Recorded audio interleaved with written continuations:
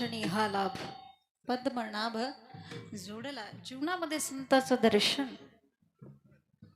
ज्याला झालं खऱ्या अर्थाने तो भाग्यवान आहे. आमच्या मामा जे आहेत ते खूप महान संत. मामांचं बालपण तर तुम्हाला माहितीच आहे. संतांच्या काही खुणा असतात, काही लक्षणं असतात. मामांचा जन्म एकादशी दिवशी झाला आणि त्यांच्या ज्या आई होत्या, वडील होते, मायाप्पा असतील, सुंदराबाई असतील, एकादशीचं व्रत असायचं. हलसिद्ध नाथाचे खूप मोठ्या भक्त होत्या त्या आणि त्यांच्या त्या पुण्याचं फळ म्हणजे मामा त्यांच्या पोटी अवताराला आले. मामांचा जन्म झाला आणि लक्षात ठेवा, जे संतांचे जे अवतार आहेत ना, ते अवतार हे देवाने घेतलेले अवतार आहेत. मामा साक्षात महादेवाचे अवतार आहेत. महाविष्णूचा अवतार सखा माझा ज्ञानेश्वर, देवाने घेतलेले अवतार आहे. आणि संत हे गरीबाच्याच घरामध्ये जन्म घेत असतात, श्रीमंताच्या नाही. अतिशय गरीब घर होतं.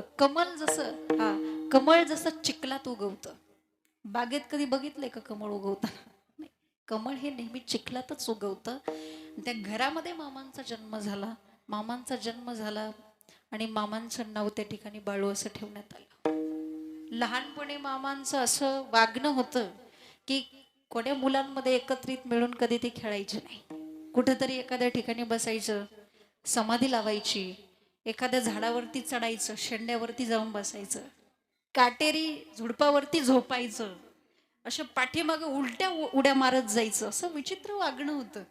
आई वडिलांना काळजी वाटायला लागली की आपल्या पोराचं होणार कसं. आता त्यांना काही माहीत नाही का, भगवंताचे अवतार आहेत म्हणून. आणि म्हणून त्या ठिकाणी विचार केला आणि मायाप्पा यांनी आपल्या मुलाला एका जैन सावकाराच्या इथं कामाला चाकरीला ठेवलं. त्या ठिकाणी ते राहिल्यानंतर गायी राखण्याचं काम आमच्या मामांनी केलेलं आहे. आणि गायी राखणाऱ्यांना साधं सुद्धा समजू नका, श्रीकृष्णांनी सुद्धा गायी राखल्या होत्या बरं का. मोठीच लोक गायी राखण्याचं काम करतात. त्या ठिकाणी गायी राखण्याचं काम मामांनी त्या ठिकाणी केलं.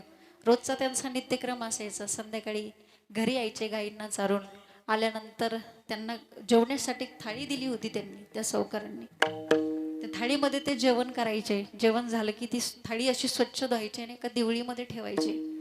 आणि एके दिवशी काय झालं, त्या सावकाराचे जे आई होत्या त्यांनी एके दिवशी लवकर उठल्या आणि पाहिलं तर त्या थाळीतून असे प्रकाशाचे किरण बाहेर येताना त्यांना दिसले. आणि त्या थाळीच्या त्या प्रकाश किरणांमध्ये त्यांना बस्तीचं दर्शन झालं.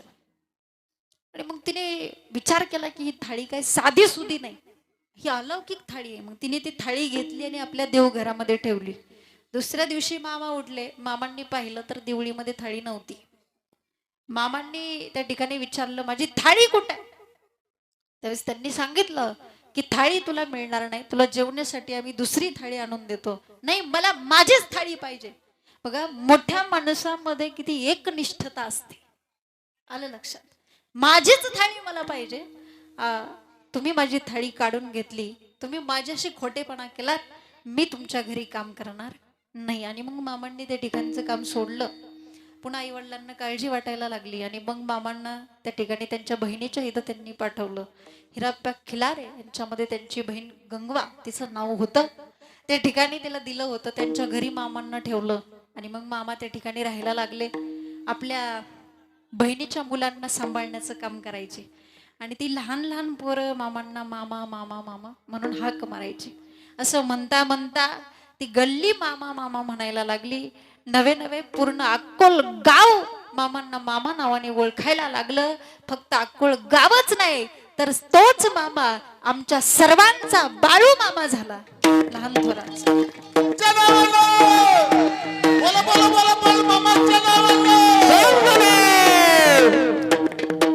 आणि या मामांनी दुःखितांच्या पीडा दूर करण्याचं काम केलं. भूत पिशाच असेल, काही पीडा असतील, खूप मोठं कार्य मामांनी जगासाठी केलेलं आहे. म्हणून काय देऊ यासी व्हावे उतराई. अशा संत महात्म्यांच्या चरणावरती अगदी प्राण जरी सोडला तरी कमीच आहे. ज्यांनी जगाचं कार्य केलं अशा संताचं दर्शन ज्याला झालं तो भाग्य. मामांच्या जीवनातला अजून एक प्रसंग तुमच्या समोर मांडते.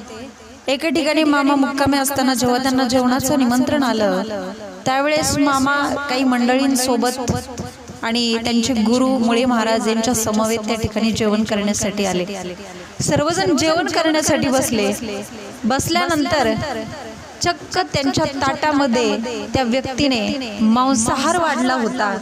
त्यावेळेस त्यातला शिवा नावाचा जो मामांचा भक्त होता ना तो म्हणायला लागला की मी शाकाहारी आहे, त्यावेळेस मी हे खाणार नाही, मी उठून जातो.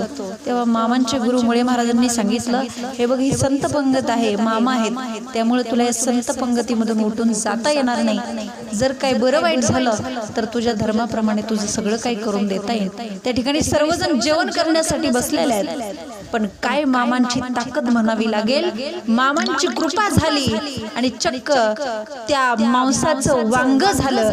हा मामांच्या जीवनातला खूप मोठा चमत्कार आहे.